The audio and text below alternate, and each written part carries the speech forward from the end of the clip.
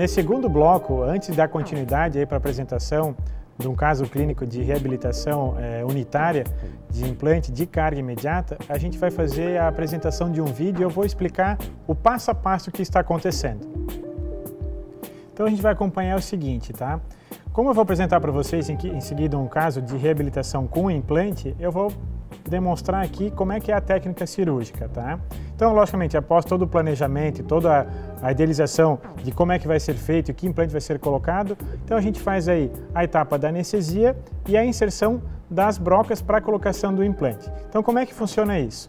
Se eu tenho a determinação de um diâmetro de implante, que seja, por exemplo, de 4 milímetros, eu não tenho a condição de colocar o implante diretamente nesse diâmetro sem ter feito antes a passagem de algumas broquinhas, até para que não haja nenhum tipo de trauma no tecido ósseo. Então, o que vocês estão podendo ver aí é esse passo a passo da seleção das brocas para a confecção desse alvéolo cirúrgico, e aí dá para ver na broquinha que tem um limitador, uma linha que é marcada a laser, que determina o tamanho exato que a gente pode entrar, até que nível, por exemplo, até que altura que eu posso entrar com essa broca, que é, logicamente, o tamanho do implante que a gente selecionou, tá? Então, esse aí é uma continuidade dessa sequência, onde há a possibilidade, dependendo do implante, da confecção de roscas dentro do tecido ósseo para a instalação do implante. Então aqui a gente já está vendo essa instalação, ela pode ser feita ou manual, como a gente está vendo aqui, ou então também com o micromotor no momento, logo em seguida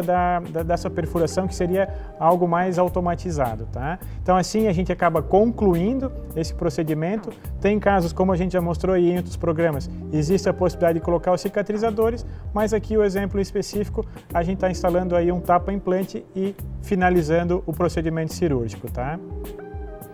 Voltando agora para o caso clínico, então o que acontece aqui, tá?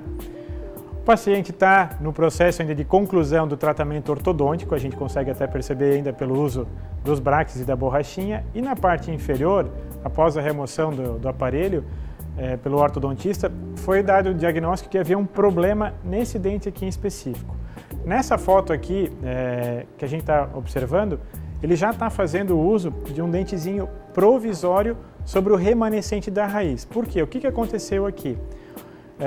Após essa remoção desse aparelho, e aí o pessoal que tem em casa e está fazendo uso de aparelho, tenha um cuidado aí maior, porque há uma dificuldade maior para a higienização, para que não gere o que aconteceu, por exemplo, nesse caso desse paciente aqui. Após a remoção do aparelho, foi constatado que havia uma cárie, e essa cárie, apesar que o paciente não sentia nada, não se incomodava com nada, na hora que foi feita a remoção dela para a restauração, estava já num nível muito subgengival, então que não dava mais a possibilidade de tratamento.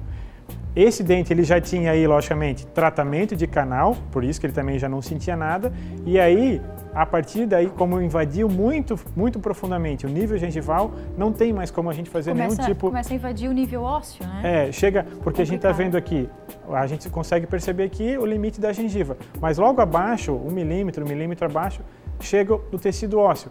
Quando a gente chega nesse nível, não tem mais o que fazer. Então, infelizmente, nesse caso aqui, foi dado como diagnóstico a extração desse dente. Mas, com a vantagem para esse tipo de tratamento, da possibilidade de fazer os implantes de carga imediata.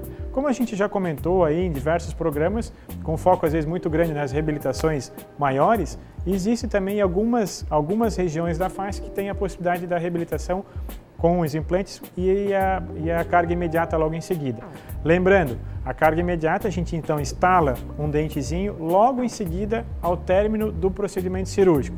Lembrando ainda que o dentezinho que é colocado é um dentezinho provisório em acrílico, dando aí logicamente o tempo necessário para a perfeita cicatrização desse procedimento, a gente acaba fazendo aí uma nova moldagem para a confecção do dente em porcelana. E aí envolve tudo que a gente vem comentou no bloco anterior, da escolha do material que vai acoplado sobre o implante e a determinação da porcelana que vai ser colocada.